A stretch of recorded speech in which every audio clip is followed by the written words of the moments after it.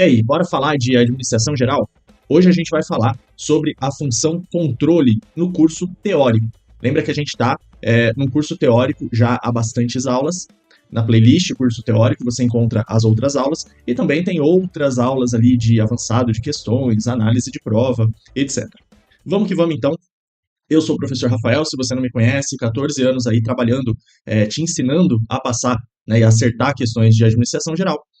Me coloco à disposição ali no YouTube, no Instagram para conversar, para trocar ideia, tirar dúvida, analisar edital, analisar recurso, enfim, sempre me coloco à disposição. E se você não me segue, já te convido a seguir para não perder nenhum conteúdo. Vamos que vamos falar de controle. Antes, dica rápida de estudos. Lembra do método Pomodoro? Às vezes, se você estuda por muito tempo, focado, a gente acaba se desgastando e você não consegue mais reter tanto conhecimento. As conexões neurais param de ser formadas depois de um certo tempo, porque você perde muita energia mental, ATP, né? E aí, o que que acontece? Faça pequenas pausas. Né? O Pomodoro foi feito porque era um timer mesmo de cozinha, mas bota o reloginho para despertar, ou aplicativos ali que gerenciam o tempo. Faz 20, 25, 30 minutos focado, esquece tudo ao redor. Depois, para 5 minutinhos, dá uma alongada, toma uma água, dá uma mexidinha no celular por só 5 minutinhos. Depois volta mais 25, 30 minutos, né? Focado, e assim vai. Depois de um certo tempo, você pode até fazer um descanso maior, uma pausa maior depois de vários ciclos. Isso ajuda bastante, tá? Tanto a você não cansar ao longo do caminho, como para reter mais o conhecimento, formar mais conexões neurais. Agora sim, a gente vai entrar na matéria. Pessoal, a função controle na administração geral e pública, controlar, ver se as coisas estão em ordem, no caminho certo, ela não é só da administração geral e pública, ela não é uma matéria exclusiva. Tem, por exemplo, dentro do direito administrativo, controle externo, controle legislativo, político, legal, né, controle interno e externo dos órgãos de controle. Isso é outra matéria. E ainda a gente tem auditoria, gestão de riscos, que também é outra matéria. Agora a gente vai focar naquilo que é da administração geral, até encostando nas outras matérias, mas restringindo ao que ainda é da administração geral. Fechou? Beleza. A gente não vai estudar hoje, por exemplo, as regras da Intosai, COSO, ERP, não vamos estudar isso, tá? E também não vamos estudar Tribunal de Contas da União, dos Estados, Ministério Público, não, também não vamos estudar isso, beleza? Recado dado, a gente entra na função controle. Lembra que algumas aulas atrás eu falei para você do processo administrativo, composto das funções de planejar, organizar, de dirigir e de controlar. Ao integrar essas funções, cadenciar, eu tenho o nosso ciclo de gestão, o nosso processo administrativo. Ok? Hoje a gente vai se debruçar na função controle. Controle é você saber se está chegando nos objetivos planejados. Então, monitora atividades, só que não é só alertar que não está chegando no lugar ou que está chegando. Caso necessário, fazer ações corretivas. Muito importante as correções aqui, ó. O controle não é algo só passivo, ele age sobre as ações empresariais, governamentais. Avaliação de desempenho obtido versus o planejado. Então, sempre há essa comparação de padrões. Avalie ainda se o objetivo é aquele que eu quero. Lembra? Hoje a gente tem várias estratégias, vários caminhos, um mundo mutável. E aí, será que o objetivo que eu planejei no trimestre passado, no ano passado, ainda é válido? Né? E tem, portanto, foco em resultados. Lembra que o planejamento tem foco em ideias e no futuro, a organização tem foco em coisas, a direção, engajar as pessoas, tem foco nas pessoas, e o controle analisa resultados, ok? Ainda falando dessa parte geral, que a gente já falou na aula do processo, o controle assegura que os objetivos estão de fato sendo alcançados. Lembra aquela linha do Waze, quando a gente põe aqui a origem onde a gente está e o foco ali, essa é minha bandeirinha de chegada, tá? Não brigue comigo, não brigue com o artista. O Waze, ele vai ficar a todo momento vendo se de fato a gente está indo pelo caminho correto. Se a gente desviar, ele, ajusta, ele volta ao lugar, né? Ele atualiza a rota, enfim. E vai a todo momento ver se eu ainda quero chegar nesse lugar. Isso é o controle, tão simples assim, tá bom? Atualmente, a gente vive num contexto mais imprevisível, em toda a função administrativa eu trouxe esse slide, né? Mais imprevisível, mais focado nas pessoas como seres humanos, previsível. Se a gente comparar com 1916, lá no Fayol, 1954, lá no Peter Drucker, falando da função de controle. Antes lá, por o mundo ser mais previsível, mais burocrático, mais focado em regulamentos, em regras mais rígidas, o controle também assim o era. Também era um processo mais rígido, mais informal, foco, mais informal não, desculpa, mais formal, mais ali no papel mesmo, né? Regras, regulamentos, olhando só para o passado, só o que você fez, o que deu errado, né? Olhando só o passado. E um foco muito mais punitivo, degradativo. Hoje, a tendência é de um controle que também olha resultados passados, também, mas não vai se controlar só depois que o problema aconteceu. O controle aqui, ele tenta ser muito mais preventivo, evitar que o problema ocorra. Ainda tem uma ênfase na retroação, no feedback, eu preciso disso, não tem como, mas um foco muito mais no aprendizado, na melhoria contínua. E isso a gente chama de natureza positiva do controle. Um controle focado em melhorar e não degradar, punir as pessoas. Bacana? Ok. No processo de controle, eu te falei que ele vai ver se a gente está chegando no local planejado. E como é que a gente sabe se está chegando ou não? Através de padrões. Então, todo o processo de controle começa no estabelecimento de padrões, nas metas, naquilo que eu preciso chegar. Depois, eu vou monitorar como eu estou indo.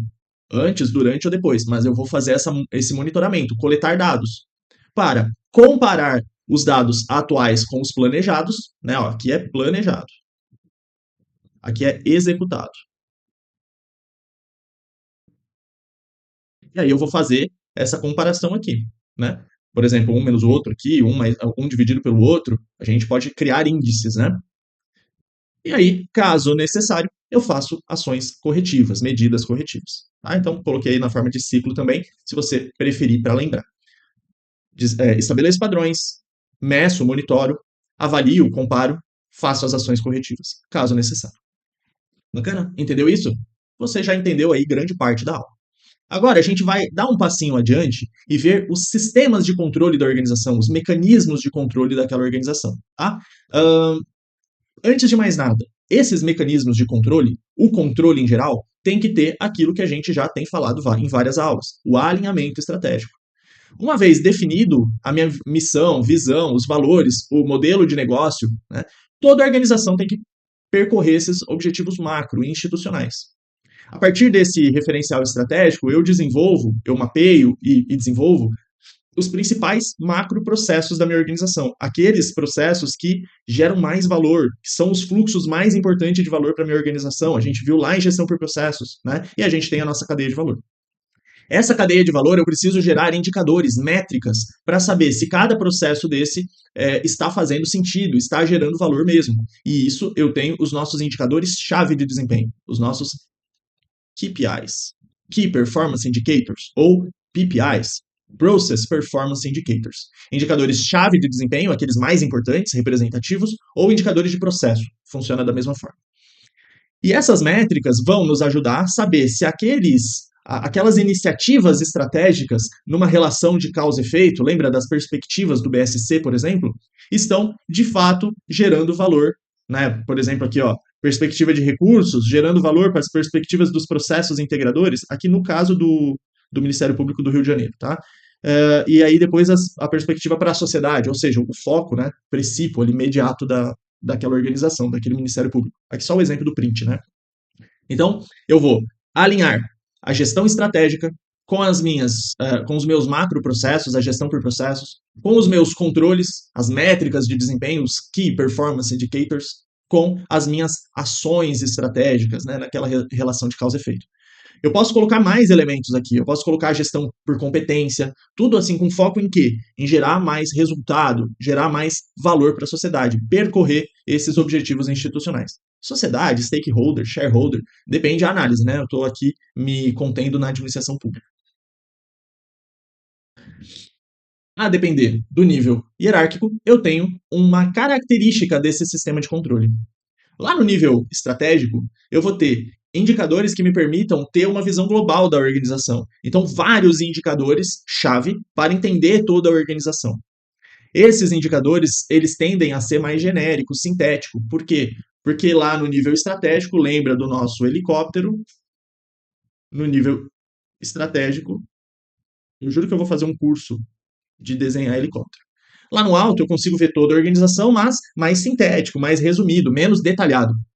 Só que eu tenho indicadores o bastante para entender todo o funcionamento da organização.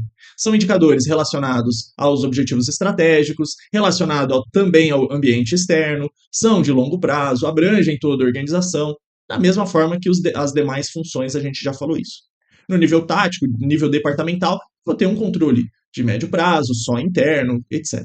E no nível operacional, eu vou ter indicadores específicos, indicadores detalhados, analíticos, restritos a só uma área, só uma atividade, só um processo, né? Mas aqui embaixo, ó, quando eu desço o helicóptero, eu consigo ver vários detalhezinhos. Restringe a minha análise, só que ela fica bastante detalhada, analítica, cheio de passo a passo, de controle, etc. Ainda, lembra da frase do Peter Drucker? Não há nada mais inútil do que fazer algo eficientemente que nem deveria ter sido feito. A gente vai entender melhor essa frase no final da aula de hoje. Mas eficácia é fazer as coisas certas. Eficiência é fazer direito as coisas, fazer certo as coisas. Então, eficiência está mais ligado à maneira pelo qual eu faço algo, e a eficácia relacionada ao resultado pretendido. No nível estratégico, quando a gente vê a visão, o rumo da organização, a estratégia da organização, que é o rumo, o caminho, né? Eu estou muito mais preocupado em saber aonde eu quero chegar. Então, eu tenho a ideia da eficácia. O que fazer? Quais os objetivos?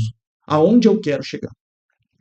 No nível operacional, há uma predominância da eficiência. Uma vez definida essa visão de futuro, eu vou me alinhar estrategicamente e vou tentar fazer da melhor forma, fazer bem feito as coisas. Pegou essa ideia? Tem banca que gosta muito dessa ideia aqui, dessa pegada. Ainda falando dos sistemas de controle. No nível estratégico, tático, operacional, não importa. Ele tem algumas características, princípios que caem muito em prova, tá? Coloquei aqui em ordem alfabética, não necessariamente por importância. Esses sistemas de controle, mecanismos de controle, instrumentos de controle, são sinônimos, tá? Sistemas, mecanismos, instrumentos, métodos. Eu não estou falando só de indicador de desempenho aqui. Indicador de desempenho é o que a gente está medindo, né? A métrica. Aqui são os sistemas, os controles, os mecanismos, métodos, etc. Esses instrumentos têm que ser aceitos, têm que ser é, aceitos pelos stakeholders, pelos colaboradores. Por quê? Senão, eu não vou. Tudo que eu não compreendo, eu não aceito. E se eu não aceito, eu não faço. Eu não vou usar aquele controle como deveria. Esses mecanismos de controle têm que ter o alinhamento estratégico. Focalizar, alinhar todos os esforços da organização para a persecução dos objetivos estratégicos. Esses controles têm que possibilitar o autocontrole.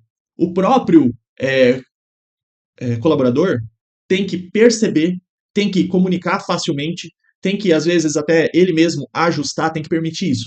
Por quê? Se esse mecanismo de controle, para ser aplicado, eu preciso subir os níveis hierárquicos lá para o centralizado, lá para a cúpula, depois descer, não faz sentido. Então, o autocontrole tem que permitir esse metacontrole, né? O controle por ele mesmo, pelo próprio colaborador. Esses mecanismos têm que ser compreendidos até, ó, compreendido para poder ser aceitos, né? Não pode ser tecnicista, complexo, né? Tem a ver com a simplicidade que a gente vai falar também. Esses mecanismos têm que ser econômicos, os fins devem justificar os meios, ou seja, um método de controle que é mais caro do que o valor gerado não vai fazer sentido. Ele tem que ter a natureza positiva, a gente já falou agora há pouco, né, nesse mundo novo nosso, nesse mundo atual. Eu tenho que reforçar melhoria, focar em aprender, não focar em punir, em degradar quem errou. Eu não quero procurar o culpado, eu quero arrumar para não errar de novo, não acontecer de novo. Eu foco no resultado, não nas pessoas, certo? Esses sistemas têm que ser flexíveis. O que é a flexibilidade? Adaptar as mudanças, adaptar as situações. Eu não posso ter o mesmo controle sempre, aquela coisa rígida. Né? Poxa, às vezes um colaborador errou numa taxa muito menor que o outro. Né? Eu vou usar o mesmo peso? Não, eu vou flexibilizar. O mundo mudou, uma tecnologia mudou, eu tenho que atualizar os meus sistemas de controle. Entendeu essa ideia, né? Foco nas exceções. Vamos lá. Pensa que eu tenho uma distribuição aqui, ó, uma normal, que também nunca consigo desenhar bonitinho. Eu tenho a grande média aqui, ó, dentro dos controles, tá bacana. E tenho os outliers, as caudas, as exceções. Isso daqui é o erro. Erro. O nosso controle, pessoal, o sistema de controle não vai ficar vendo o que deu certo. O que deu certo, deu certo. Ele vai tentar focar nas exceções, no erro, nas caudas. Caudas. É, outliers. Para quê? Para identificar rapidamente quando dá errado. Se ele fica olhando muito o que está certo, às vezes acontece um erro e ele demora para perceber. Então, foca já na exceção, foca no erro, foca na cauda, foca no outlier. Ela pode vir de várias formas. Os mecanismos têm que ser objetivos, imparciais, focar em te dar a informação rapidamente, corretamente. Todas essas características são interrelacionadas, né?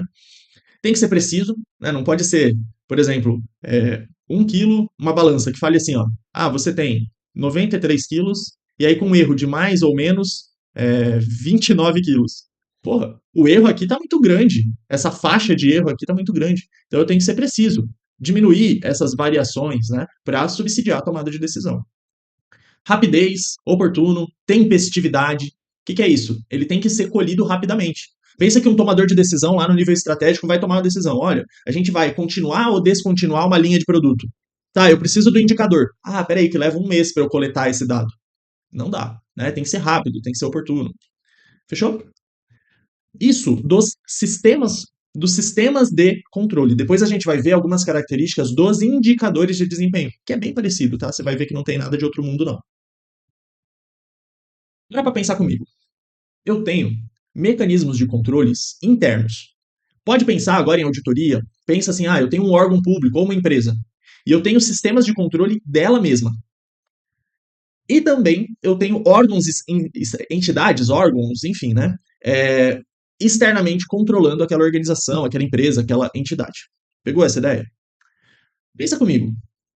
Se internamente eu controlo muito bem feito, eu faço o controle muito bem feito, quanto maior o alcance desse controle permeando toda a organização, se ele é contínuo, eu faço de forma contínua, sistêmica, se ele é eficaz, gera o resultado que eu preciso, aquele controle, tento melhorar continuamente.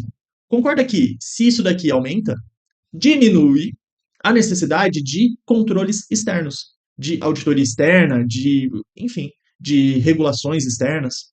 Por quê? Porque eu vou fazer o bem feito aqui meu trabalho.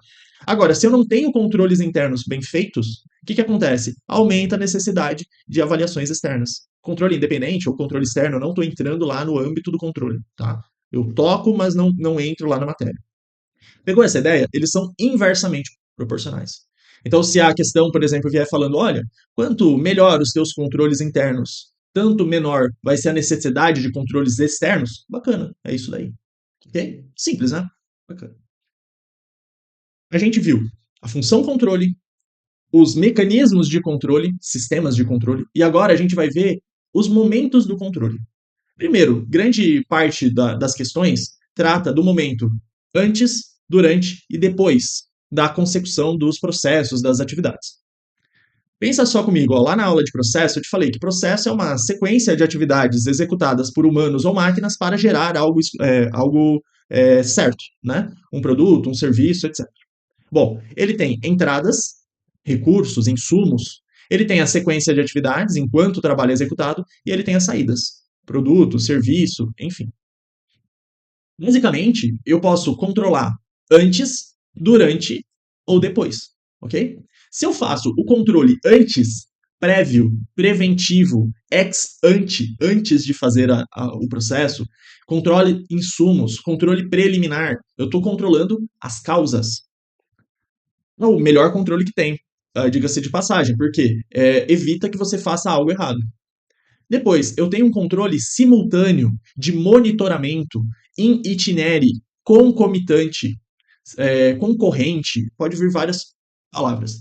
E aqui eu tenho dois exemplos clássicos, que é a supervisão direta, enquanto alguém está fazendo, tem um supervisor olhando, né? E o controle estatístico de processos, que também é como se fosse alguém olhando, né? Lembra da carta de controle? Limite superior de controle, limite inferior de controle, a nossa média, e eu estou vendo o meu processo enquanto ele está ocorrendo. Um monitor cardíaco, quando a gente está lá né, no hospital, tá ligado num monitor cardíaco, ele também vai fazer isso aqui, ó. Não sei se é assim, eu tô com uma arritmia aqui, né? Mas ele vai olhar ao longo, de forma simultânea. E por último, o processo já gerou o resultado, produto, serviço, enfim, entrega. E aí eu faço um controle posterior, reativo, somativo, ex post, de postergar, né? Focado nos resultados. Ok? Vamos dar alguns exemplos de controle preventivo, simultâneo e posterior? Isso cai bastante, tá? Vamos lá. Controle preventivo. Inspeção de insumos, se eu controlo os insumos, as matérias-primas, se eu faço treinamento, capacitação de funcionários, se eu faço planejamento estratégico, né, estabelecimento de normas, procedimentos formais aqui, né, é um controle formal e prévio. Eu estou dizendo políticas, escrevendo fluxograma, passo a passo de atividades, isso antes delas ocorrerem. Se eu faço teste, simulação antes da implementação de novos processos, lembra do lá na gestão por processos, do nosso to be, do nosso to do, né, do to run. Enquanto eu estou fazendo, eu planejo o futuro, né, desenho o processo, um novo processo. Manutenção preventiva de máquinas, equipamentos, eu não espero o problema acontecer. Recrutamento e seleção de profissionais, de pessoas. Então, toda a parte de agregação de pessoas é preventivo. Só cuidado uma coisa. Eu já vi algumas questões falando o seguinte: presta atenção, chacoalha a cabeça aí. Durante um processo de seleção de pessoas, o avaliador fez com os avaliados um teste de dinâmica de grupo. E enquanto essa dinâmica ocorria, o avaliador fazia as observações, supervisionava. Opa, daí já não é mais controle prévio. É um controle simultâneo, por quê? O avaliador quer saber naquele momento, enquanto as coisas ocorrem. Aí o candidato que decorou que recrutamento e seleção é preventivo, marcou errado na prova. Então cuidado, tá? As bancas estão cada vez mais fazendo a gente pensar. Controle simultâneo, concomitante, supervisão direta. Essa daqui, gente, ó, é a clássica, tá? Eu vou até mudar o meu ponteiro. Supervisão direta e controle estatístico de processo são os clássicos dos clássicos aqui do controle simultâneo, tá? Vou voltar minha canetinha. Então, supervisão direta, né? Ficar ali com a lupinha olhando. Monitoramento de indicadores em tempo real, que é, por exemplo, o nosso gráfico de controle. Feedback imediato durante o atendimento, durante ali o cliente está sendo atendido, durante o atendimento ele já me dá um feedback, né? Tem que ser enquanto, tem que ser no gerúndio, sabe? Verbos mais assim. Aqui, ó, teste prático em dinâmica de grupo, né?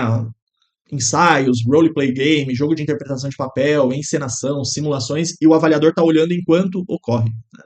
Sistemas automatizados, né, que já vão detectando o erro durante o processo, que é o nosso controle estatístico. Grande parte aqui, ó, é o controle estatístico. Fechou? E por último, nosso controle a posteriori de resultados finalísticos, etc. Cuidado para não confundir o seguinte, ó, na gestão por resultados, a gente foca no controle finalístico. Só que qual que é essa ideia? O controle finalístico é o controle de eficácia. Você foca lá na gestão por resultados, na eficácia, fazer as coisas certas. Antes, na burocracia, a gente tinha uma tendência de ficar controlando muito a forma, o processo. Não é isso que eu estou dizendo aqui nesse slide, ok? Se você controla antes bem feito, planeja antes bem feito, diminui a necessidade de controlar durante e depois. Mas não estou dizendo se é mais importante ficar preocupado com a forma e não com o resultado. Não é essa a ideia aqui, tá? Cuidado para não confundir as matérias. Controle posterior. Relatórios, auditorias contábeis, demonstrativos contábeis, demonstrativos financeiros, relatórios pós-produção, pesquisa de satisfação com o cliente depois. Ah, o cliente está satisfeito? É depois. Né? Se for durante, aí sim, aí é concomitante. Revisão de processos passados, investigação de falhas passadas, avaliação de desempenho de funcionário. Essa daqui você tem que lembrar. A avaliação de desempenho também é clássica de controle posterior. E aqui, ó, treinamento, recrutamento e seleção, manutenção preventiva e inspeção de insumos, tá? São as palavrinhas aí que mais caem.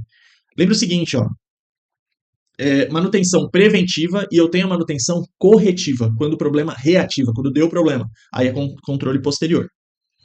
Tá? Então aqui, ó, manutenção corretiva, reativa. E se o teu concurso cair, manutenção empresarial, se cair, tá? Lembra que o controle simultâneo aqui na manutenção é aquela manutenção da Toyota. É aquela manutenção que o próprio funcionário vai dando ao longo da máquina, usando-a da melhor forma, tá? E aí a gente tem a manutenção preventiva, a manutenção pelo autocontrole, a automanutenção e a manutenção corretiva. Mas isso só se teu edital cair gestão da manutenção, manutenção empresarial, conservação de equipamentos e máquinas. Bom, a gente viu antes, durante e depois. Agora, a gente vai ver ainda nessa pegada, quando que e como o controle ocorre, a gente vai ver as gerações dos controles. Um controle de primeira geração é o controle mais simples que tem. É uma supervisão direta, ó, pense em gerente e os operadores aqui, ó, fazendo um passo a passo de tarefas aqui, de atividades. Gerando, por exemplo, aqui, ó, um produto ou um serviço. Eu coloquei os ícones para você lembrar. Nesse controle de primeira geração, de primeira ordem, o controle é o mais simples que tem. O gerente fica supervisionando os operadores. Isso daí possibilita uma melhoria contínua? Dificilmente. Por quê? Vamos supor que esse funcionário errou, o operador. Aí o gerente corrige. Aí esse outro operador aqui comete o mesmo erro. O gerente corrige. Aí o outro operador comete o mesmo erro. Sabe, é mais difícil de padronizar, tal. Por isso que é de primeira ordem, de primeira geração. São os primeiros controles.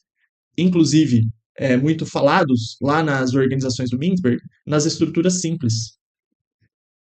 O que são estruturas simples? Aquelas que acabaram de começar. O fundador aqui, ó, o dono da empresa tem poucos funcionários, tipo um barzinho, uma padaria, começando agora, tal. Não tem os processos mapeados, não tem ainda o processo de desenvolvimento cultural, etc. Já no de segunda ordem, ó, tem a mesma situação. Em vez de ficar supervisionando, ou além de ficar supervisionando, eu vou padronizar os processos. Eu vou mapear, modelar muito bem esses processos. É um controle mais formal. O supervisão, ó, é mais informal, tá? Mais informal. O de segunda ordem, ele é mais formal. Por quê? Ele vai padronizar os processos. Olha, gente, vocês têm que fazer sempre dessa forma aqui, ok? Isso vai garantir padronização. E a padronização permite a melhoria contínua. Porque a gente consegue não retroagir, não é adocrático demais, cada hora se faz de um jeito, ok? E aí já começa a ficar melhorzinho aqui. Por último, eu tenho um controle. Ó, trouxe aqui uma ideia de um mapa, né, lá de modelagem de processos. Pode ser ali usando o computador, né? Lá do BPMN 2.0.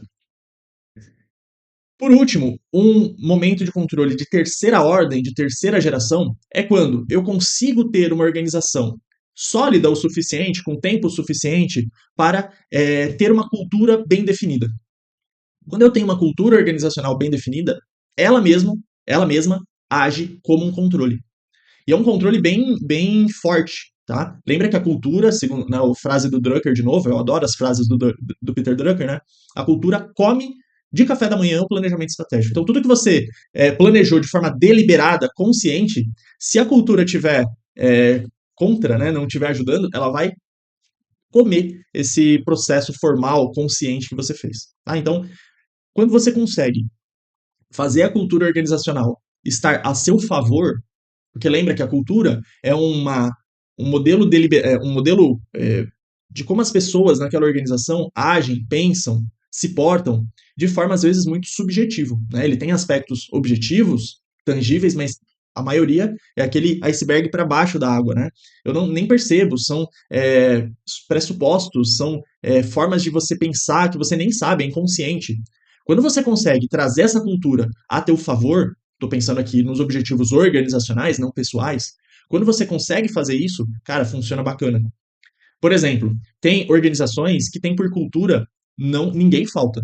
Cara, o funcionário vai trabalhar assim, ó, morrendo, mas vai. Por quê? Porque é cultural.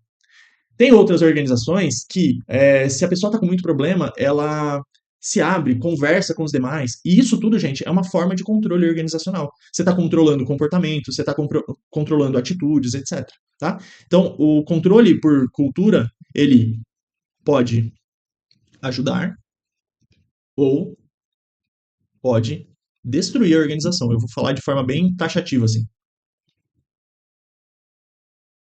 A gente tem que saber. A gente tem que saber olhar isso e ver como que essa organização, como que essa cultura, perdão, está influenciando aquela organização. Ah, Rafael, mas aí a gente muda a cultura? Só no longo prazo. Precisam de um esforço muito grande.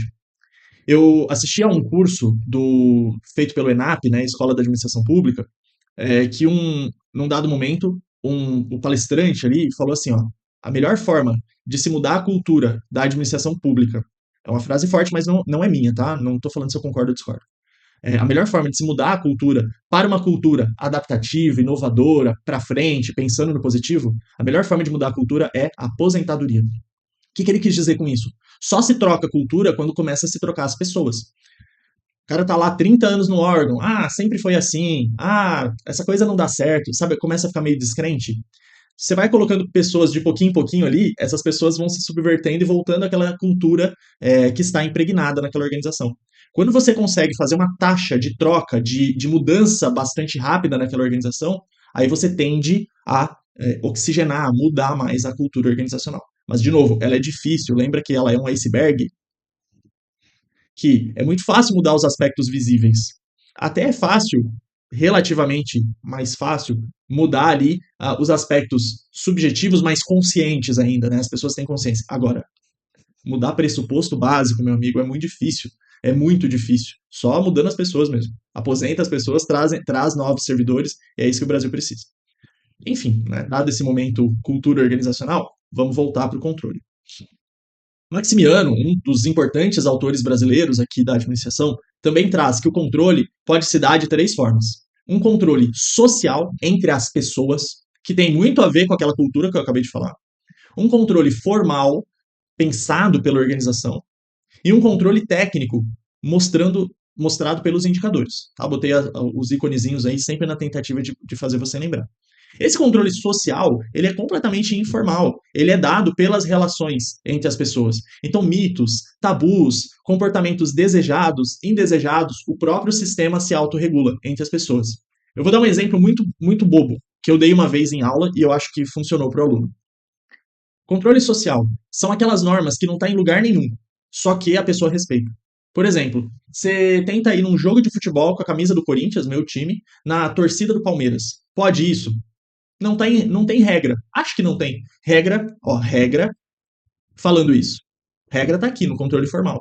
Porém, você sabe que não é para fazer isso.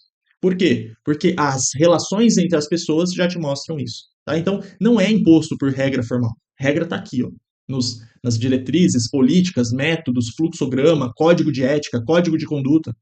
Por exemplo, eu trabalhei numa empresa que era uma regra que você era uma rede de supermercados, mesmo eu trabalhando fora do supermercado, a regra era uma regra, era um código. Você não pode ir de barba. Não pode. Isso é um controle formal. Agora, se fosse algo definido entre as pessoas, porque todo mundo está fazendo, eu vou fazer também, aí seria um controle social. Ok? Bom, controle formal são as regras formais, explícitas. Pensa na organização formal aqui, que formula, né, essas políticas, procedimentos. E aí, se você sair dessa regra, desse procedimento, o controle formal age, né? Objetivo, claro, enfim. E o controle técnico é aquele mostrado por indicadores. Por exemplo, né? Poxa, produção, capacidade, indicadores de desempenho como um todo, tá? Vai mostrar como que está indo naquele momento, né? Pode ser simultâneo, de resultado, enfim. Normalmente é simultâneo. Bacana, entendeu isso? Agora, a gente vai pular do Maximiano para uma obra do Chiavenato. O Chiavenato traz 10 principais, não tem só esses, 10 principais mecanismos, podia estar lá em mecanismo também, né? Em sistema de controle. Mecanismos de controle operacionais. E aí, se você entender esse slide, fica fácil se a questão falar assim: olha, tal controle é tático, é estratégico. Se você lembrar dos operacionais, você vai falar: não, eu lembro da aula do professor e é controle operacional. Vamos lá, são 10. Primeiro, os três primeiros têm a ver com caixa, com dinheiro. Custo padrão. Eu defino um custo para aquela atividade, ou para aquele produto, para aquele serviço. Defini o padrão, aquele custo padrão. Pode ser para uma atividade, pode ser para uma tarefa, pode ser para um processo, ou para produção, enfim. Se eu tiver acima, abaixo ou igual, eu vou conseguir comparar o custo. Fluxo de caixa. Ver entradas e saídas de dinheiro. A questão vai te falar isso. Entradas e saídas. Para quê? Para eu não ficar zerado no caixa, para eu ter capital de giro, para eu ter liquidez. Lembra que liquidez é aquilo que eu tenho disponível, mais disponível. Né? Então, eu não quero zerar o meu caixa. Isso é um controle operacional porque vê o dia a dia da organização. Né? Orçamento de caixa. Também clássica, que é controle operacional, e a gente sempre tende a achar que é tático, porque é uma parte da organização. Não, é o dia a dia. Orçamento de caixa, eu vou prever receitas e fixar despesas. Ah, lembra de AFO lá, né? Para quê? Para também não ficar sem fluxo de caixa. Fluxo de caixa é no dia a dia, no hoje. Orçamento de caixa é amanhã, depois. Mas também são necessidades e receitas futuras para eu não ficar em déficit, não ficar sem liquidez. Vimos os que falam de dinheiro. Agora a gente vai ver a parte mais de operações, né?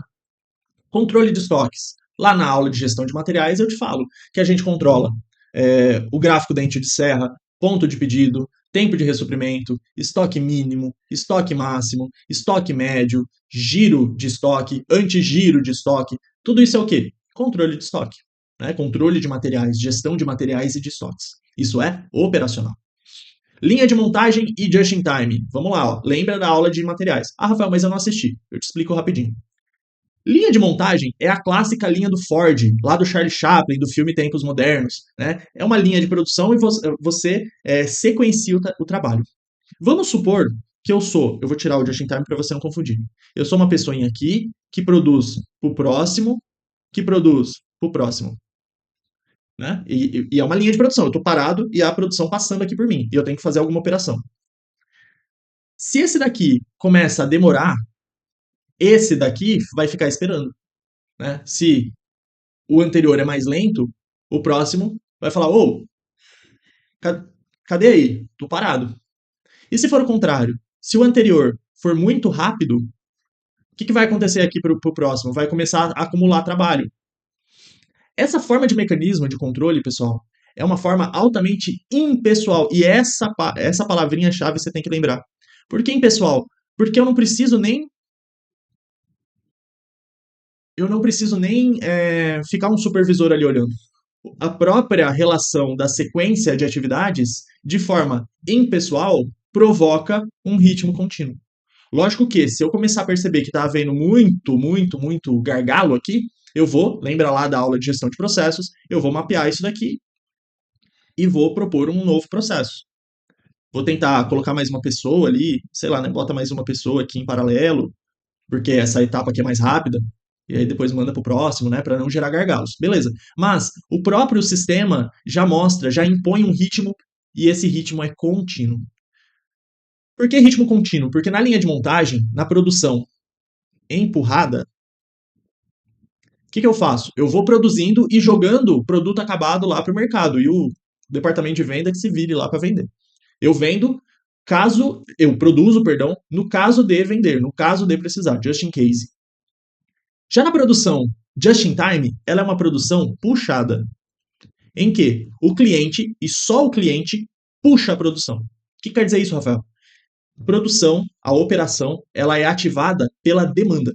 Uma vez o cliente pede, eu corro lá fazer. E se o cliente não pediu, Rafael, meu funcionário não vai ficar fazendo, porque é desperdício fazer algo que não deveria ter sido feito. Fazer algo antes do tempo, fazer algo a mais, isso é desperdício. Então, na produção just in time, em contrapartida da just in case, da linha de montagem, da empurrada, o just in time é puxado. Isso é muito importante porque o just in time também é um ritmo impessoal de trabalho. Ele se organiza. Só que, em vez de ser um ritmo contínuo, ele só produz conforme a demanda. E é assim que vai vir na tua prova. Se for ritmo contínuo, vai ser produção empurrada, linha de montagem. Se for eu só produzo quando solicitado, vai ser o just in time. Mas também é uma forma impessoal. Por quê? Em vez de empurrar, você está puxando, mas é a mesma linha de montagem, é só uma ideia diferente. Tá? É uma forma diferente de você ver. Bom, eu ainda tenho quadros de produtividade, que são quadros de indicadores estáticos, né, métricas estatísticas ali que eu tenho que ver. Por exemplo, né, quadro de produção, quadro de falhas. Essa organização está há X dias sem acidente de trabalho. Isso daí é tudo quadro de produtividade. Ainda eu tenho a automação, que diferente da quadro de produtividade, que é algo estático, que é um quadro estático, a automação pode vir como quadro dinâmico, como se fosse um dashboard dinâmico, tá? É a diferença ali entre o estático e o dinâmico. O estático e o quadro e a automação. Dinâmico. Ou também ele pode se referir a sensores, andon, luzes, kanban, ali de forma automática, tá? Tranquilo. As palavrinhas-chave aí vão fazer você acertar a questão. Aí a gente mata aqui o processo, ó. Dinheiro, processo. Controle de qualidade. É aquele controle que vai olhar a conformidade, né? Se o produto está conforme o planejado, tem as especificações técnicas, características, etc. E por último, medidas não financeiras. São as mais genéricas, né? É algo mais qualitativo. Mede ali satisfação, as coisas assim mais qualitativas. Fechou? Esses são os 10 indicadores, mecanismos, desculpa, de controle operacional. Rafael, eu tenho medidas não financeiras no estratégico também. Tem, lembra do BSC.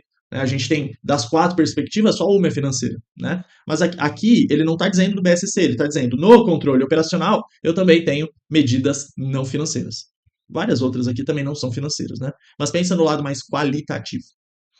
Isso segundo o Chiavenato. Agora, pessoal, desculpa, eu já deixei a tabela aqui de cara. A gente tem as chamadas contingências ambientais. Lembra lá da aula de teoria contingencial da Woodward, do Blau, do Scott, lá da aula de TGA?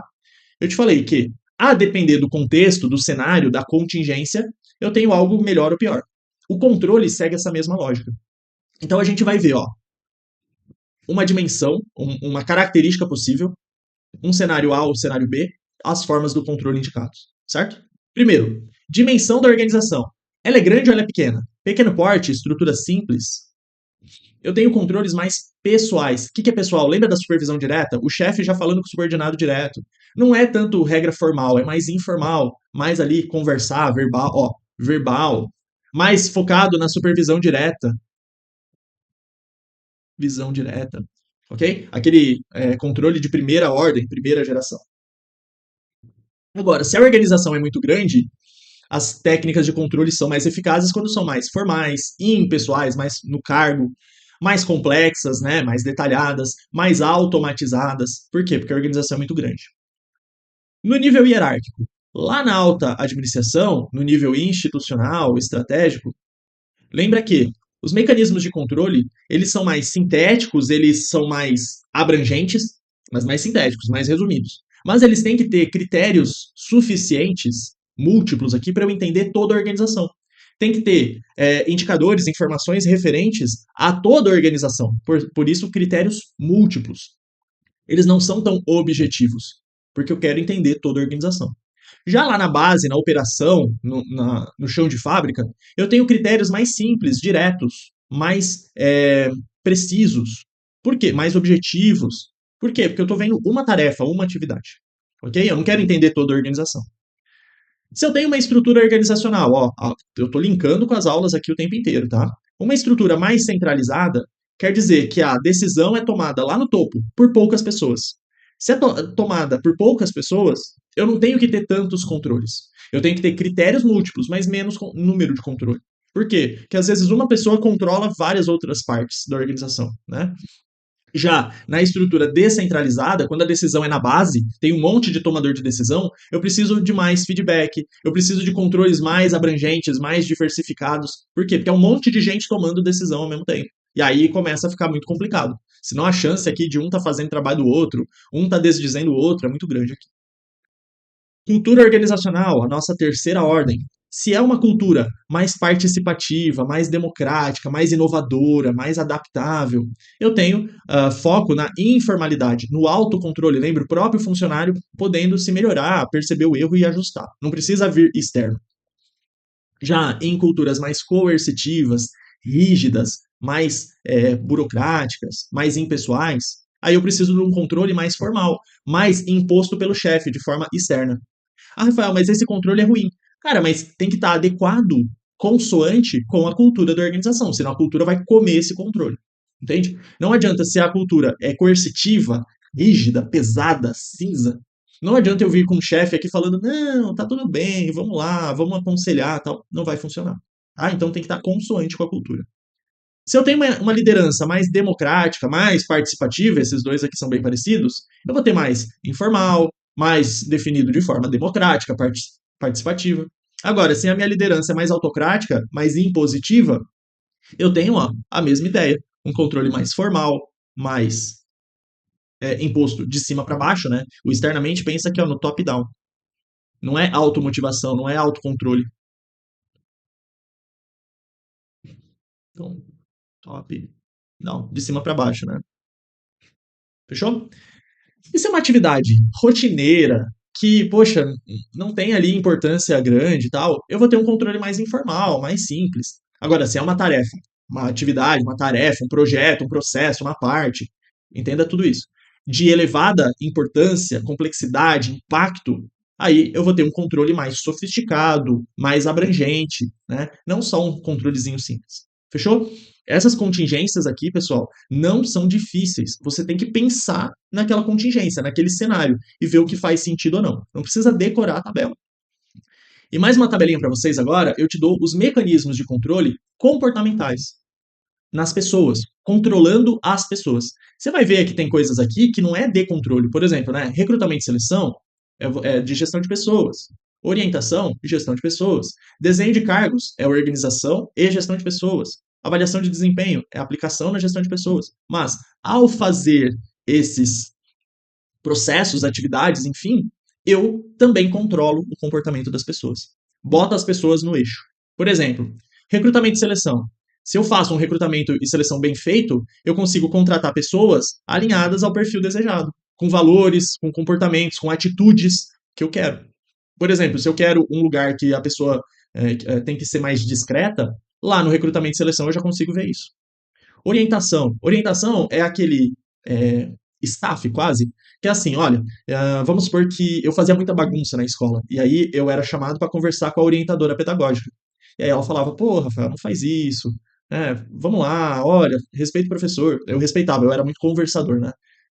Não conversa tanto, tal. Isso é uma orientação. Não é, é mais pessoal, mais informal, não é tanto formal e impessoal, ok? São antônimos.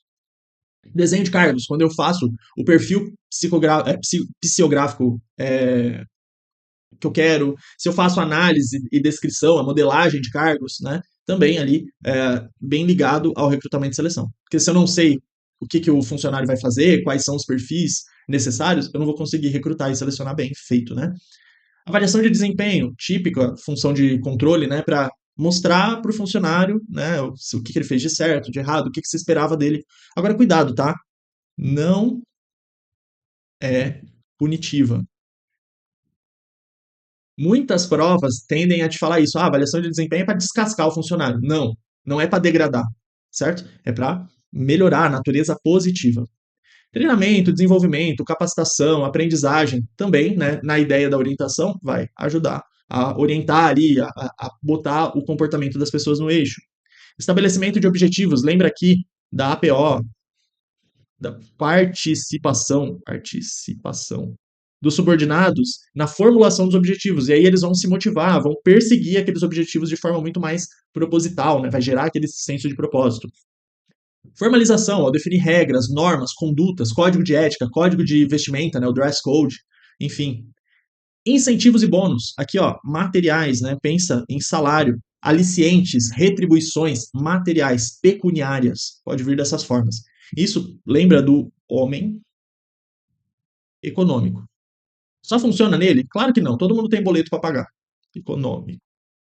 Mas lembra que por si só, isso daqui não vai motivar, e motivação tem a ver com comportamento, né? Não vai motivar por tanto tempo assim. Mas na visão do homem econômico, sim. Então, se você, na questão fala que é uma organização naquele estilo clássica, uma organização linear lá do Fayol, piramidal, quais são os mecanismos de controle comportamental? Que vai ser usada é o incentivo e bônus material mesmo, pecuniário, né? Aliciente pecuniário. Disciplina, ordem, ó, diferente da orientação.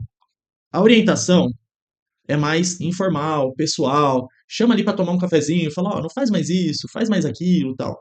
A disciplina não, a disciplina é mais impositiva, né, mais externa, que é aquele top-down. Supervisão direta, o supervisor fica olhando ali, né, os funcionários, e aí tem até uma ideia do efeito Hawthorne, lembra? Hawthorne, quando você olha um sistema, você faz com que aquele sistema se porte de forma diferente. Lembra que a gente tem, por exemplo, os fotógrafos do National Geographic, eles tentam se camuflar para fazer com que os animais selvagens não mudem o comportamento, porque tem alguém observando. A observação direta provoca isso. Então, ó, efeito Hawthorne. Um supervisor, quando os supervisionados percebem que estão sendo observados, eles mudam um pouquinho a forma de pensar, de agir, de se comportar. Ok? E a própria cultura organizacional, já falei isso várias vezes, ela impõe comportamentos, é aquele controle social na veia aqui. Fechou? Mecanismos de controles comportamentais. Agora vamos falar de indicadores de desempenho. Lembra das nossas métricas de desempenho, das nossas medidas de desempenho. Normalmente, indicador de desempenho, ele é quantitativo, mas ele pode ser qualitativo também. Mas normalmente é quantitativo. Tem uma fórmula, um número ali. Isso no geral. Falando de indicadores-chave de desempenho, nos nossos KPIs, né? Lembra que os KPIs, eles vão monitorar, medir, né? Ter métricas sobre processos, sobre a minha cadeia de valor. É onde eu vou me debruçar mais aqui, tá? Então, indicadores são métricas, são medidas quantitativas ou qualitativas, na maioria das vezes quantitativas, que tem um significado. Esse significado tem que ser aceito, compreendido, válido, né? Lembra lá dos mecanismos de controle, para subsidiar a tomada de decisão. Então, que eu tenho uma tomada de decisão baseada em dados, em fatos da realidade. Então, indicador de desempenho, ele mede, me traz uma informação, gera informação para eu poder tomar uma decisão. Os indicadores de desempenho basicamente atuam em duas áreas, antes ou depois. Aqui a gente não vai mais ficar olhando o durante, porque o durante, mesmo o durante é depois, né? Vi algo errado, já aconteceu algo errado, tá? Então, abandona um pouquinho aquela parte do antes, durante e depois, prévio, concomitante, né? Simultâneo e de resultado. Aqui a gente só vai olhar o antes e o depois, tá? Indicadores do antes, também chamados de lead, de drivers, de direcionadores, construtores, de esforço, vão monitorar o quê? A causa, o esforço, antes de algo acontecer. Os indicadores de resultado, lags, outputs, outcomes, eles são os de efeito, de resultado, ok? O problema já aconteceu, não dá mais para mudar. Qual que é melhor, Rafael? Lógico, sempre quanto antes, melhor, né? Porque aí eu consigo mudar aqui, enfim. Coloquei aqui ó, o símbolo de um velocímetro e te pergunto: o fato de você ter o velocímetro, ter uma placa de direção, ter até a possibilidade de um policial te multar, tá lá escondidinho com o radar móvel, medidor móvel. O fato de ter tudo isso inibe, coíbe, anula o fato de você poder correr com o carro? Não. Então, outra pergunta clássica de prova. Se você tem indicadores bem feitos, garantem o sucesso da organização? Não. Porque organização são pessoas e ainda assim ela pode cometer desvios, falhas. Culposo, doloso, não importa. Erro grosseiro, não importa. Tá? Então, por si só, o indicador não garante o resultado. Não garante o bom desempenho, enfim, a compliance, etc. E aí, se você lembrar daquela figurinha que eu coloquei, recursos, processamento, saída, né? A gente tem a mesma pegada aqui, ó. Insumos, recursos, entradas. Depois eu tenho os nossos processos, as sequências de atividade. Depois a gente tem o resultado gerado, aqui eu coloquei produto. Aqui é o manual do ENAP, tá? É um print do manual. Produto, serviço, resultado. E por último, o impacto, o valor gerado.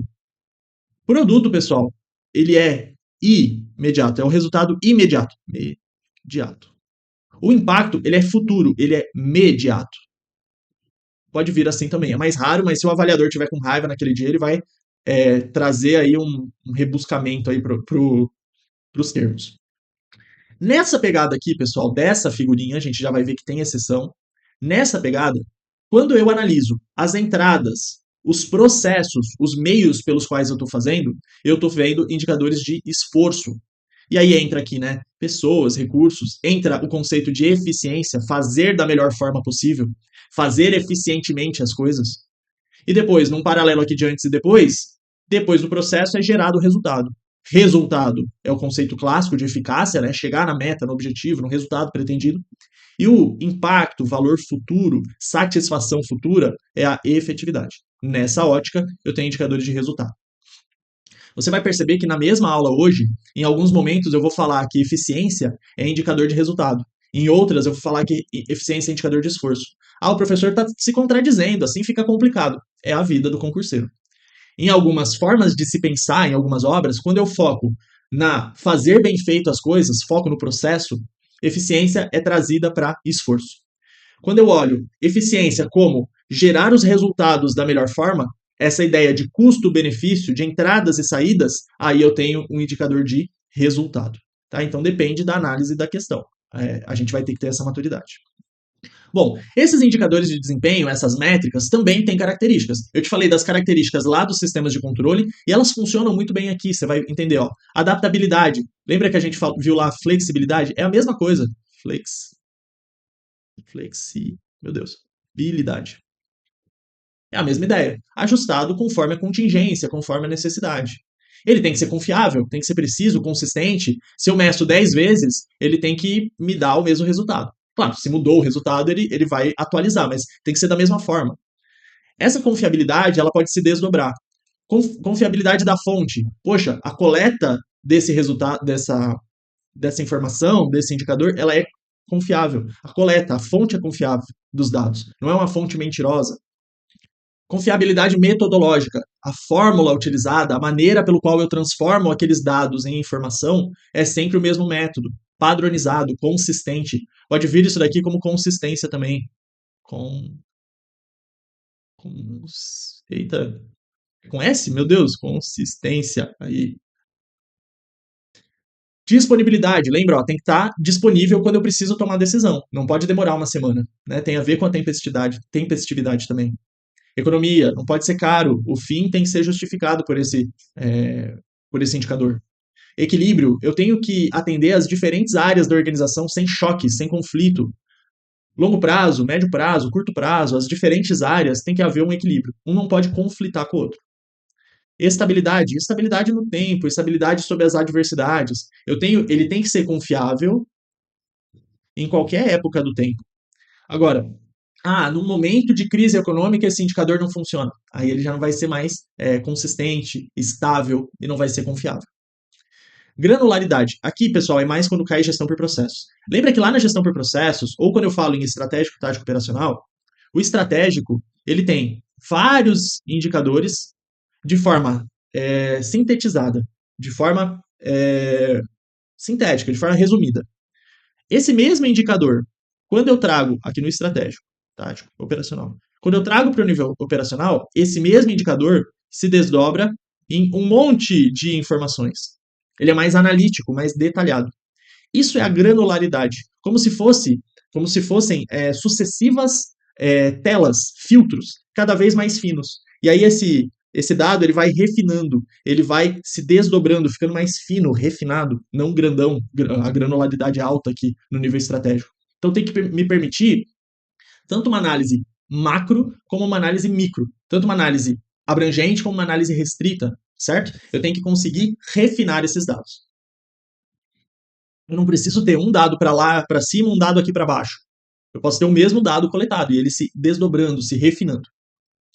Rastreabilidade, eu tenho que conseguir rastrear a fonte, o método, histórico de dados, né? Tem que permitir rastreabilidade.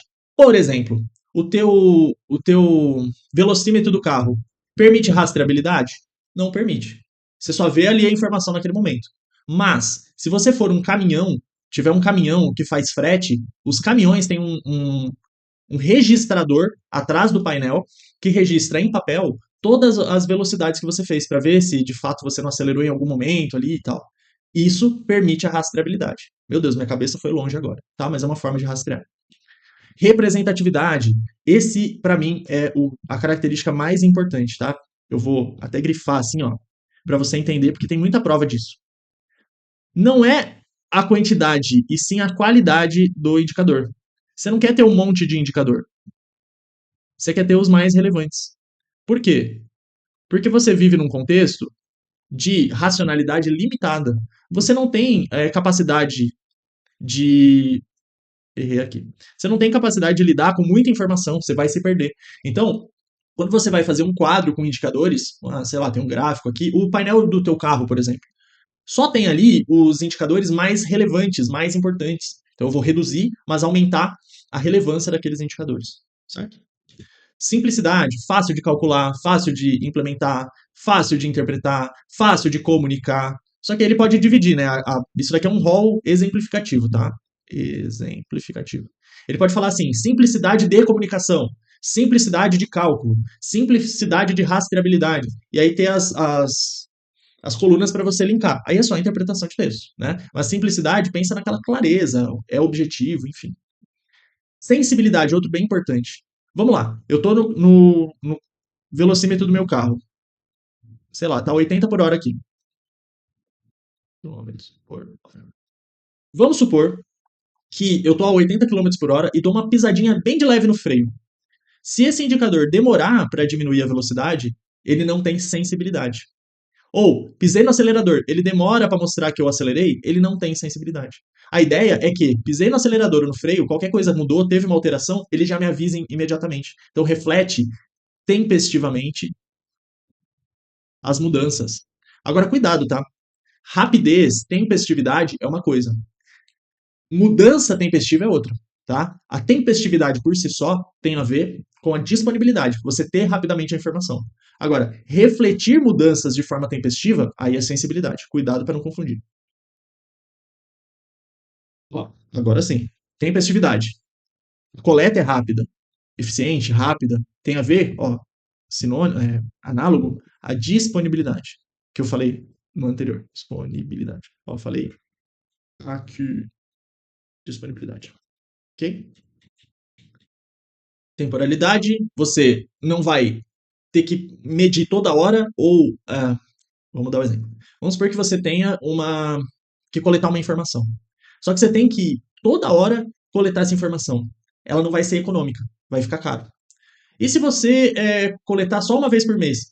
Daí ela não vai ser válida, ela vai perder essa tempestividade, essa sensibilidade, ela vai perder a validade dela. Então o que você faz? Você acha um meio termo aqui, um ponto ótimo. Se a informação é automática, tipo o velocímetro do carro, aí a temporalidade é contínua. Agora, se você faz uma coisa uma vez por ano, a temporalidade é anual, sabe? É esse tempo de coleta. Um tempo ótimo. Não tem bom ou ruim aqui. É onde vai fazer sentido entre validade e entre a economicidade. Né? Um equilíbrio aí entre as métricas. Utilidade, óbvio, ele tem que ser útil, ele tem que guiar a tomada de decisão, subsidiar a tomada de decisão. Se ele não subsidiar a tomada de decisão, se ele não tiver um alinhamento estratégico, não o faça, né? Corta ele, tira, porque senão ele é um custo desnecessário. E validade, lógico, ele tem que ser válido, ele tem que ser preciso e verossímil suficiente para tomar essa decisão. E ser aceito, tal. Lembra daquele slide dos mecanismos, das características dos sistemas de controle, né? Dos mecanismos de controle. E algumas armadilhas na hora de fazer os indicadores. Isso daqui, quando cai, derruba uma galera. Por quê? Porque a questão vem com uma historinha que faz sentido. E aí a gente vai ver aqui as grandes armadilhas, né? Ó, elaborar o indicador antes de definir o resultado. Como é que eu sei se o indicador tá bom se eu não sei onde eu quero chegar? Lembra da ideia do gato da Alice? Funciona muito bem isso. Você está subvertendo, botando a carroça na frente dos bois. Excesso de indicador. Ó, relevância aqui. Fere o nosso princípio da relevância, da característica da relevância. Desalinhamento de vocabulário. Não vai ser claro, não vai ser simples e, portanto, não vai ser aceito. Se não for compreendido, não vai ser compreendido aqui. Indicador sem meta. É a mesma ideia do objetivo aqui. Como é que eu vou saber se eu estou rápido ou devagar no carro se eu não sei a minha meta? Qual que é a meta? A placa de trânsito, né? Que é o meu limite, o meu padrão ali. Indicador que não são utilizados. Utilidade aqui, ó. Se não é usado, vai ser só caro, é só um custo desnecessário. O indicador não gera ação corretiva. Tô vendo que eu tô rápido ali e não decido frear, não faz sentido eu olhar que eu tô rápido. Então nem olha. Taca ali pau, Marco velho. Tá? Então, você tem que tomar ações, decisões, baseado naquele indicador. Gestor não entende. Bom, se não entende, não vai ser compreendido, não vai tomar uma decisão. Coleta de dado errado, não confiável. Confiável. Periodicidade de coleta equivocada. Lembra da temporariedade. Medição interfere na realidade a ser medida. Opa, um efeito Hawthorne. Quando eu meço, muda o resultado. Não vai ser confiável. Falta de confiança dos colaboradores. Não confiável. Custo de medição muito alto. Não econômico. Tu entende que esse slide é o oposto do slide anterior. O que é característica, se você não tem aquela característica, você cai nessa armadilha. Inversão dos fins e dos meios. Você se preocupa mais com o indicador do que com o objetivo, do que com a ação corretiva. Não faz sentido, tá? Também um rol meramente exemplificativo aqui. Mas as questões são bem criativas na hora de fazer esses cenários. E alguns mitos, 4 mitos. Botei até assim, ó, de cor de conto de fada, pra gente pensar nos mitos. Também são armadilhas, são limitadores, são heurísticas, são crenças limitantes aqui na hora de fazer indicador. Ah, para eu ter um bom desempenho, um alto desempenho organizacional, eu tenho que ter muitos indicadores. Lembra? Da relevância. Poucos, porém vitais. Outro mito, é bonitinho, né? Quanto mais informação, melhor. Quanto mais eu controlar, quanto mais. Não necessariamente, tem que ser útil, tem que embasar a tomada de decisão. Se você gera muita informação aqui, ó, é a mesma ideia. Muito indicador, muita informação só vai atrapalhar. Mito 3. Primeiro eu meço, depois eu vou ver o que eu vou fazer com essa medição. Lembra a inversão dos fins do meio? Fazer um indicador sem meta, fazer um indicador sem ter o objetivo, não vai fazer sentido. E esse último é o clássico de prova. Para eu ter um indicador bem feito, eu preciso de alta tecnologia da informação. Né? Ó, sistemas de tecnologia da informação e da comunicação, por exemplo. Não. Indicador de desempenho pode ser um bloquinho, pode ser uma agenda, pode ser um grupinho de você com você mesmo no WhatsApp, pode ser qualquer coisa. Né? Não precisa ter um baita sistema ERP, um baita sistema para você ter indicadores de desempenho. Tá? Só que não adianta ter um indicador se ele não é compreendido, aceito e usado pela gerência. Se a gerência fica pedindo relatório, se aponta para um caminho, o gestor faz outra coisa porque acha que sabe, acha que conhece, vai dar errado. Aí você nem pega mais aquele relatório, né? Você copia o relatório anterior, já que ele não lê mesmo. Acontece muito, né? Enfim. E agora a gente vai pegar os indicadores e ver as partes deles. Isso daqui é trazido bastante pelos manuais da ENAP. Eu tenho manuais do TCU, tá? Então, dependendo do teu edital, aí pode cair um manual até de forma explícita no teu edital. Primeiro, a medida, a métrica, é a grandeza, é o coração daquele indicador. Lembra que a gente até fala que indicador é uma métrica, uma medida. Por exemplo, né, dei a ideia de novo aqui, ó, velocidade em quilômetros por hora. Essa é a medida. Depois, a fórmula. Qual é a fórmula? Aqui nesse caso está fácil, mas às vezes é mais difícil. Normalmente essa fórmula, padrão matemático, equação, ela não pode ser muito complexa, lembra da simplicidade. Ela é vista normalmente de duas formas, tá? De forma de índice. O que é índice? X dividido por Y. Por exemplo, aqui, ó, distância dividida por tempo. Isso me dá um índice. Ou ela é uma variação. X menos Y. Por exemplo, lucro é preço menos custo, numa das formas. Né? Índice de a variação no tempo, lá em EVA, na análise do valor agregado. Né? Eu posso fazer a mesma informação na forma de índice ou na forma de variação. Qualquer coisa muito mais complicado que isso já não é um bom indicador. Lógico, às vezes eu tenho que ter um quadrado aqui, uma raiz, alguma coisa assim. Mas normalmente, ó, isso é normalmente, as fórmulas têm que ser mais simples possíveis. Uma coisa dividida por outra vai dar um índice, uma coisa menos outra vai dar uma variação. Nesse caso aqui, distância dividida por tempo, para me dar a velocidade, que é o meu exemplo. Depois, o índice. O índice é o valor obtido naquele momento. Então, por exemplo, olhei o velocímetro agora, ele vai me dar um índice. Por exemplo, 80 km por hora. Pisei no acelerador. Se o instrumento for sensível, ele já vai mudar o índice. Entende? É aquele momento específico. Padrão. Padrão é a minha referência. Lembra lá do ciclo de controle que eu primeiro estabeleço um padrão, né? Ah, eu quero olhar a referência à placa, né? 80 km por hora, 100 km por hora, enfim, eu vou olhar a placa. Ah, não, mesmo com a placa eu acho que tem que ir mais devagar. Eu vou colocar um padrão, um limite, uma referência. E a meta é quando eu uso esse padrão de comparação para estar de forma satisfatória, de forma conforme o meu objetivo que eu quero. Então, por exemplo, né, o exemplo aqui mais simples possível. Se eu estou mais rápido que o limite, eu vou frear para me manter a 80 quilômetros por hora, que é o limite, vamos supor. Se eu estou a 35 quilômetros por hora, eu estou abaixo da metade, opa, eu vou dar uma acelerada. Tá? Então, a meta e o padrão estão intimamente relacionados. Fechou? Tão simples quanto isso. Tá? As partes dos indicadores. É mais raro cair, mas caso caia, salvo engano, o Sebrasp tem algumas questões, tá? Mas caso caia, tá aí para você. Não são difíceis, tá? É só pensar nesse exemplo do carro aqui, eu acho bacana.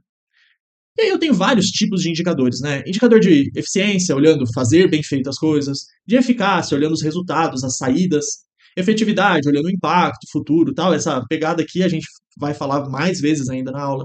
Aí eu tenho capacidade, produtividade, que eles são parecidos, é só a fórmula que muda, e aí a interpretação muda também. Por exemplo, capacidade. Poxa, eu consigo fazer X produtos por tempo. A produtividade vai ser o inverso. Eu consigo fazer um produto a cada X tempo. Sabe? É só a inversão. Um é o inverso da outra aqui. Então, y é igual a 1 sobre x. Não sei se eu estou complicando simples aqui, mas eles querem dizer a mesma informação de forma diferente. A capacidade está muito mais ligado a capacidade e a produtividade estão muito mais ligadas à eficiência. Cuidado que é o resultado, mas é o tempo de ciclo, lead time, é o tempo que demora para fazer aquele carro. Aqui, muito mais produtividade, né? Muito mais eficiência, né? Eficiência. E aí, quando você olha, eu produzo 1.000 carros por mês, ou 10.000 carros por mês, aí você está olhando mais a saída. Aí aqui sim é mais eficácia. Viu? Ó, é a mesma informação. Desculpa. É os mesmos dados. Só que, como eu mudo a fórmula, eu mudo a forma de fazer essa informação, o padrão matemático, me dá uma informação diferente. Olha que loucura, né? Indicador de qualidade, X erros por milhão, por exemplo, o Seis Sigma, né? 3,4 erros por milhão, ou se está conforme, não está conforme. Lucratividade, a relação de retorno sobre investimento, relação de lucro-receita, né? Rentabilidade, lucro, aí sim, é retorno de investimento. Lucro sobre investimentos totais, né? Indicador de rentabilidade. Competitividade, market share, fatia de mercado, participação no mercado total, etc. Né? Indicadores de valor. Aquela ideia do serve qual, lá da aula de qualidade a gente falou do serve qual. O consumidor tinha uma expectativa e teve uma realidade. Essa ideia, né, de expectativa que eu tinha versus a expectativa a realidade que me foi posta ao consumir aquele produto ou serviço. Tal, tá? Uma das formas também. São vários tipos aqui, só um exemplo. Tá bom? Bom, agora a gente vai falar especificamente daquilo que a gente já comentou ao longo aqui dessa aula, da eficiência, da eficácia e da efetividade. Esse assunto aqui pode nem aparecer como função de controle, pode aparecer em alguns editais lá como noções básicas de administração, tá? Mas é a mesma pegada aqui. Quando eu tenho a eficiência, eu vejo muito, eu foco bastante nos recursos, nas entradas, nos meios, fazer da melhor forma, da forma mais barata, da forma mais rápida. Eu vejo custo-benefício, eu me preocupo em eliminar desperdícios. É um foco, portanto, mais interno. Quando eu vou para a eficácia, o foco é na meta, nos objetivos, nos resultados. Portanto, um foco imediato, logo que terminou aquele resultado, né? Terminou aquele processo, aquela atividade, eu bati o sininho lá de, terminei. É o resultado imediato. Fazer o que é necessário, fazer as coisas certas. Aqui é fazer da melhor forma anterior. Aqui é fazer as coisas certas. Cumprir metas, né? Já falei. Realizar o planejado, executar conforme, chegar no resultado planejado. E aí já começa a ter um foco externo. Externo à minha organização, porque é um resultado gerado para fora. Cuidado, quando eu estou falando em efetividade, ele é um resultado imediato, futuro. Não é logo que eu termino o processo. Entrei, processei, saí. A eficácia mede logo que terminou aquele processo, projeto, atividade, enfim, entrega. A efetividade, ela é futura. Depois eu vou ver o impacto gerado, o benefício gerado, o valor gerado no sentido de transformar a realidade, gerar satisfação futura, mudança futura e também o foco externo, né? Interno e externo é a partir daqui, interno e tudo aqui externo. Fechou? Um exemplo para a gente nunca mais esquecer. Eu gosto, sempre usei o mesmo exemplo. Se você tiver outro, preferir, tranquilo. Um prefeito municipal, uma prefeitura municipal, não prefeito, vai fazer uma creche municipal. Essa creche, ela vai demorar um ano para ser construída, planejamento, né? Um ano e custar é, 10 milhões de reais. 10 milhões. Vamos supor que o executado, eu executei a creche, eu construí a creche, tá? Então, planejado era uma creche, executado uma creche. Fui eficaz? Fui. E ponto final. Eu fui eficaz por quê? Porque eu fiz a creche. Cheguei no resultado almejado. Só que eu fiz a creche é, precisando de 2 anos e 20 milhões de reais. Eu fui eficiente? Não. Eu não fiz da melhor forma. Ah, Rafael, e efetividade, como é que eu vejo? Nesse exemplo aqui, eu não consigo saber, logo que terminou a entrega das chaves da creche. Como que eu vou saber? Depois, no futuro. O planejado era eu atender. Eu não vou pensar no planejado. Eu executei a creche, ela tinha disponibilidade, capacidade de 100 crianças. Isso é a capacidade dela. Só que por N motivos, eu só tô com crianças no real, sei lá, 20 crianças. Ou eu tenho uma lista de espera de mais de 1.000 crianças.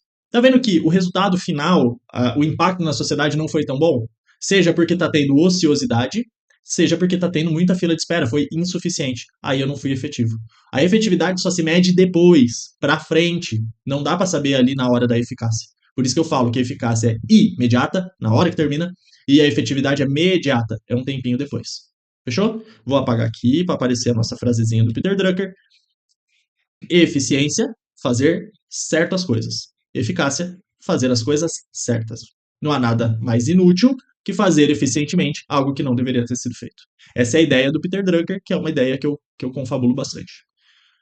Colocando de forma diferente, lembra da entrada, processamento e saída. Aqui eu consigo ver efetividade? Não, a efetividade vem depois, é o impacto futuro. Estou colocando várias vezes de forma diferente para você entender. Só que nessa ótica, eu posso, lembra que eficiente você pode olhar essa relação do processamento, fazer bem feito as coisas pronto, focar muito no processamento, ou ela pode ver, fazer da melhor forma as coisas com as entradas que eu tenho, a relação entradas e saídas. Né? Então a eficiência tem essas duas formas. Tanto ela pode ser, olhando entradas e saídas, um indicador de resultado, como se ela estivesse só olhando o processamento aqui, fazer da melhor forma, ela seria um indicador de esforço. Depois, a eficácia vai olhar a saída, o resultado imediato. E a efetividade olha depois, no futuro, os impactos gerados. Só que eu tenho duas atenções muito fortes aqui para te passar. Dependendo do autor, a eficiência, então, tanto pode ser de esforço e de resultado, já te falei isso. Tem manual que fala uma coisa, tem manual que fala outra. E a depender do autor, eu tenho a visão da efetividade diferente. Alguns poucos autores, por exemplo, uma obra importante na minha matéria, que é o BPM Common Body of Knowledge, que é o BPM-CBOK, de gestão por processos, ele fala que efetividade é a soma da eficácia com a eficiência. Ao fazer as coisas certas da melhor forma possível, eu gero efetividade. Isso é uma forma de pensar. Outra forma é, tudo é independente aqui. Eu posso gerar um impacto futuro sem ter feito da melhor forma e às vezes até fazer uma coisa que não estava planejada. Tá? Então depende do autor, depende da forma como que você vai olhar aqui. Se a questão falar da soma da eficiência e eficácia, saiba que tem autor que corrobora isso para efetividade. Fechou? Beleza. Aí, a gente tem o nosso já falecido, né, GES Pública, trazia 6 seis indicadores de desempenho focados num macroprocesso, numa cadeia de valor das organizações públicas. Né? A GES Pública era um grande guia, né, de excelência no setor público, né, de excelência no serviço público. E aí ela traz 6 que, apesar do GES Pública tecnicamente ter sido revogado, ainda ele é objeto de prova. Né? Os ensinamentos trazidos pelo GES Pública. Por exemplo, né? Aqui, ó, cuidado.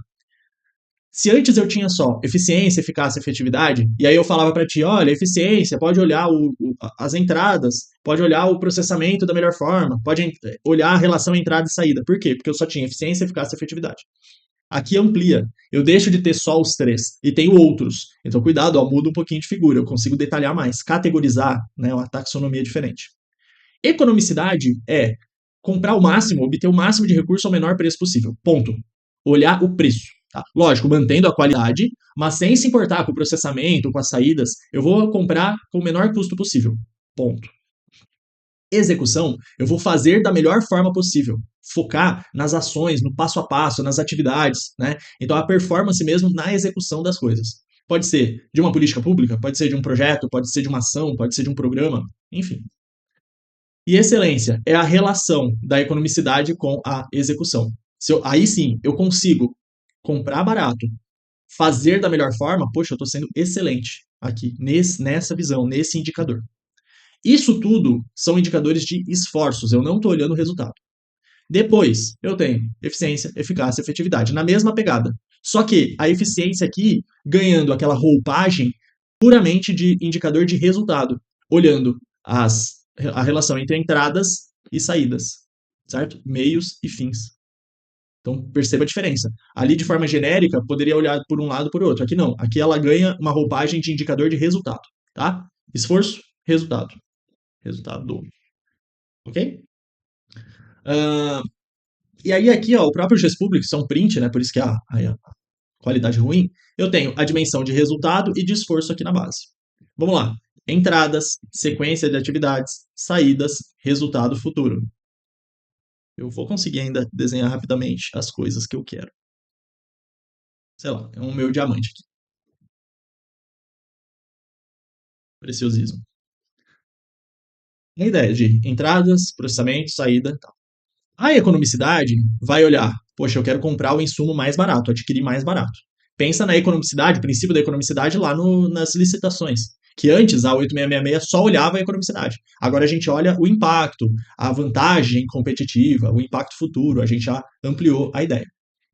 Execução é fazer da melhor forma. Passo a passo de atividades, de forma bem coordenada, né, sem tanto erro ali na execução. Pensa nessas palavrinhas-chave. E a excelência vai ver essa relação entre economicidade e execução. Depois, dimensões de resultado. Ó, eficiência ganhando a roupagem da relação de entradas e saídas, os meios e os fins. Né? Eficácia, chegar nos outputs, chegar nos resultados imediatos. E efetividade nos outcomes, né, no impacto futuro. Fechou? Dependendo como a banca trouxer, você vai interpretar diferente a questão.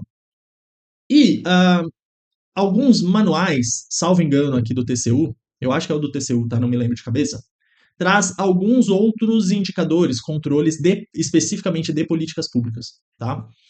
E também são muito parecidos, tá? No fundo aqui é só uma mudança de vocabulário, um pouquinho, ó. Economicidade, minimizar o custo possível, né? Minimizar o gasto com insumos, recursos, materiais. Produtividade, aí tem uma relação. O nível de saída que eu consigo gerar no processo produtivo. A produtividade mesmo. Aquele indicador que eu falei um pouco antes ali lá, quando eu falei em KPIs. Né? Medir quanto que eu consigo gerar pelos recursos que eu tenho. Né? O máximo de utilizar até a última gota, né? Usar tudo que eu tenho ali para transformar em saídas. Aí eu tenho dois tipos de eficiência. A eficiência econômica é uma relação mais de resultado gerado. De resultado com as entradas que eu tenho, mas gerar o resultado. Cuidado para não confundir com produtividade. Produtividade tem a ver com produtos gerados, quantidade de produtos, não necessariamente resultado. Tá? Resultado aqui tem a ver mais com um resultado positivo, enfim. E a eficiência administrativa é fazer a execução da melhor forma. Tem muito a ver, se você fizer um paralelo com o do GESPublica, ele lembra um pouco a execução, fazer da melhor forma. A eficiência econômica não, é gerar o máximo de resultado com os recursos que eu tenho, a relação custo-benefício. Depois, eficácia, metas, objetivos, chegar onde eu queria chegar. Efetividade, pulei aqui, tá? Efetividade, os impactos, valor, tal, igual, efetividade não muda. E equidade aqui na parte de política pública é se você conseguiu atender ao máximo das pessoas, se todo mundo conseguiu ser impactado positivamente ou negativamente, pode ser uma política punitiva, de forma equânime, igualitária, né? Ou se teve aqui concentração de benefícios gerados entre esferas de poder, entre geografias, aí, estados diferentes, sei lá, você vai olhar essa ideia da equidade. Caso caia aí, tá falado para ti. Para a gente finalizar, tá quase acabando a aula. Esse slide eu já trabalhei contigo na aula 1, lá de gestão da qualidade. A depender da era da qualidade, a preocupação da gestão com a qualidade, a gente tinha um controle diferente.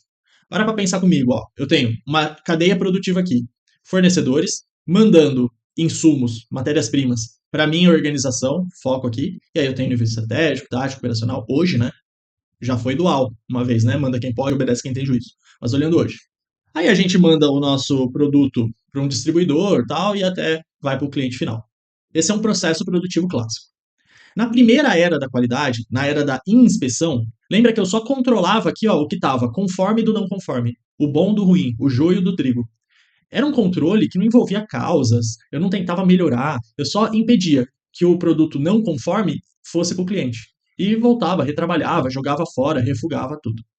Na segunda era da qualidade, esse controle passa a ser simultâneo. Lembra, ó, controle estatístico de processos ou controle estatístico da qualidade, que é um controle simultâneo. Lembra dos momentos de controle. Aqui, ó, na primeira era era só controle posterior.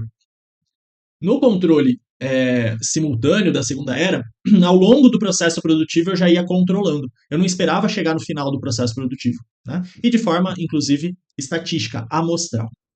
Na terceira era da qualidade, eu começo a envolver toda a organização. E foco, lembra do Feigenbaum, do Crosby? Eu foco no controle preliminar. Eu foco no controle prévio.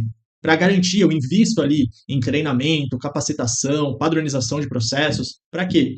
Para não ter o custo simultâneo de inspeção e nem ter o custo final, de inspeção e nem ter o custo final de falha, de deu problema, né? Não quis dizer dos momentos de controle, mas dos tipos ali de custos da não qualidade. Bom, terceira era, toda a organização passa a se preocupar com esse controle da qualidade. E na quarta era, na Total Quality Management, eu tenho toda a cadeia produtiva focada, integrada, interrelacionada, sistêmica, né, em alianças estratégicas aqui, para quê? Para gerar valor para o meu cliente final. Então são preocupações diferentes. Primeira era, só controle ao final do processo de forma bem reativa. Segunda era, controle ao longo de todo o processo, mas bastante ainda aqui ó, no nível operacional, né? Se preocupando um pouquinho com as causas, mas bem no início, de forma estatística. A terceira era, toda a organização, alta e média gerência, cúpula estratégica, todo mundo preocupado com a qualidade e foco preventivo. E no Total Quality Management, a gente expande essa terceira era para toda a cadeia. Foco preventivo desde o fornecedor até ir para o cliente final. Fechou? Cara, matamos bastante coisa de controle hoje. Lembra, Rafael não falou de normas em TOSAI lá da auditoria? Não, papéis do auditor, evidências. Não, isso é matéria lá da auditoria. Mas a gente acaba tangendo aqui algumas matérias, né? Do direito administrativo, do controle, de gestão de riscos, de gestão da qualidade. Tentei aí ampliar um pouquinho a matéria, tá bom? Espero que você tenha gostado. Se você não curtiu o vídeo, puder comentar, é sempre legal eu saber, inclusive, as dúvidas de vocês, para sempre subsidiar, melhorar as próximas aulas, tá bom? Feito o controle, um abraço, até a próxima. Tchau!